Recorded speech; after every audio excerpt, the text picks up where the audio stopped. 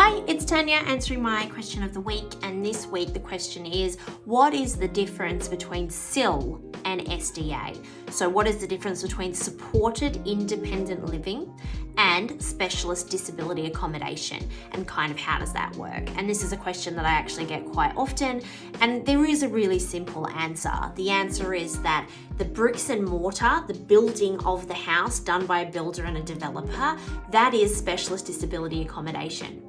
And the actual structure, the supports that happen within that is called supported independent living, where we're supporting people with disability to live more independently. You can be a provider of both. You could be the SDA provider and the SIL provider, but there is a bit of a conflict there that you'd need to manage because a participant has to have the choice and control to choose their providers.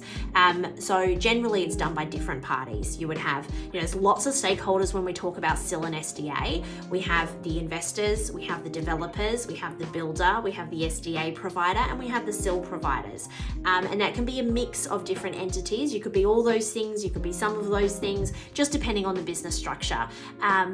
Mostly we see the SDA provider and the SIL provider separate. The SDA provider has the developers and the builders that they work with, and they have the investors. The SIL provider has the participants and brings the participants into the home. And this can happen in a number of ways, but that's generally the model. If you haven't checked out the podcast that we did with NJS Property Australia, we did a great podcast on the profitable NJS provider about basics of SIL. If this hasn't answered all your questions, jump onto that. They also have a really awesome blog. Well, they do. They also have a really awesome podcast called SDA Housing Australia, and this really jumps into those things in more detail. So if you've got more questions about SDA specifically, jump on over there to our friends' website or their podcast and check it out a little bit more.